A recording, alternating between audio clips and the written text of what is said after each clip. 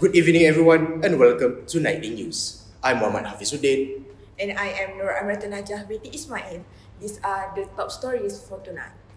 We begin with health. The World Health Organization has released updates on the ongoing impact of COVID-19. With the help of advanced AI technologies, researchers are analyzing health data more efficiently to guide prevention and recovery strategies. Turning to social issues, the spotlight is on human pluralism. A recent forum stressed the importance of embracing diversity and building respect across cultures, religions, and communities, highlighting that pluralism is the foundation of social harmony. Those are the major headlines. Now, let's move on to the full report.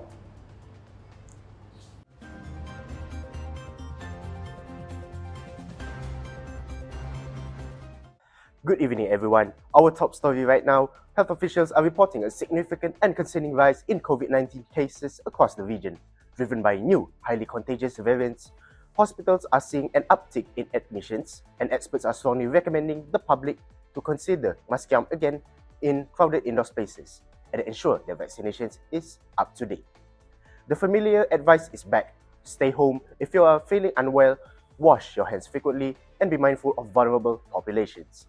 It seems the pandemic chapter we all hope was closed is requiring a brief, frustrating footnote.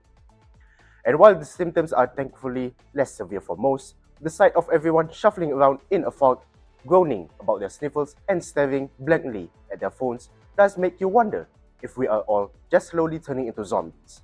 The main difference is, of course, is that the zombies are at least unified in their goal. For News at 10, I'm your host, Muhammad Hafizuddin.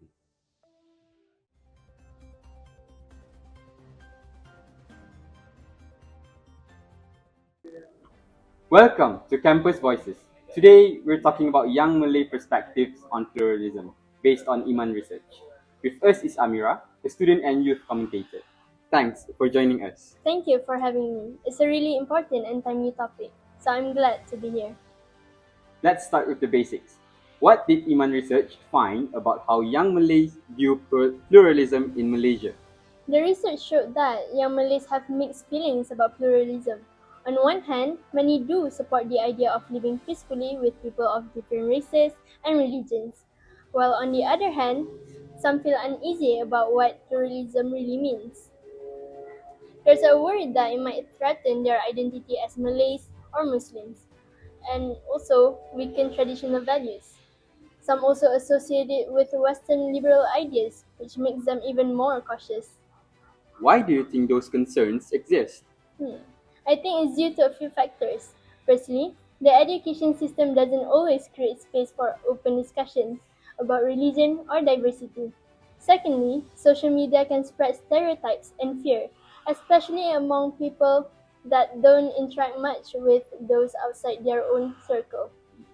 That's why universities are actually a great space to break that cycle. When students from different backgrounds connect, they learn to understand instead of assume.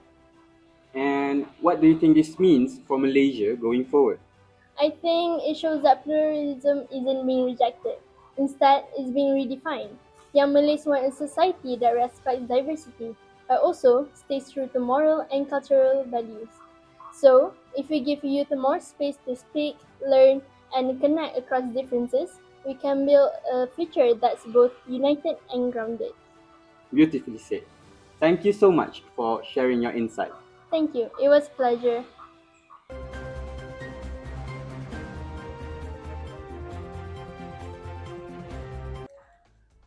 Assalamualaikum and good evening. Today, I want to share my thoughts on ChatGPT in education. Its use is growing fast. In the US, in usage for schoolwork doubled from 13% in 2023 to 26% in 2024. Globally, nearly 9 in 10 students rely on AI, with many choosing ChatGPT. Supporters see it as a helpful tutor always available.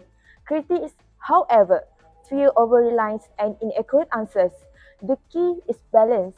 ChatGPT should not replace teachers but serve as in aid. Students must still verify and think independently. In the end, ChatGPT is simply a tool. Its value depends on how wisely we use it. Thank you.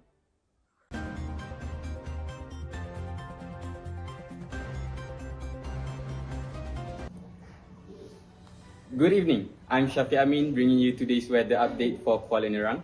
At the moment, it's partly cloudy with a temperature around 29 degrees Celsius, warm and humid, just as one would expect for our tropical climate. Today, we'll see intervals of clouds and sunshine, with the high reaching about 33 degrees Celsius and the low dipping to 24 degrees Celsius. Overall, a mix of sun and clouds. Comfortable, but still hot. Looking ahead, Tuesday, much of the same sunny intervals, high near 33 degrees Celsius, low around 24 degrees Celsius. Wednesday and Thursday, morning showers or isolated thunderstorms are possible, settling into partly cloudy skies later, high around 32 to 33 degrees Celsius and low near 24 degrees Celsius. Friday through Sunday, expect more rain, heavy morning showers or thunderstorms on Friday and Saturday, tapering into overcast skies with occasional storms by Sunday. High will range 31 and with nighttime lows around 23 to 24 degrees Celsius. So what does that mean for your week? Morning looks fine for outdoor plans, but carry an umbrella or raincoat from midweek onward. Especially Friday and Saturday mornings could bring heavy downpours, so be ready for sudden rain and maybe some lightning. That's your weather update. Warm, humid with rain chances rising later in the week. I'm Shafi Amin. Stay dry and plan smart.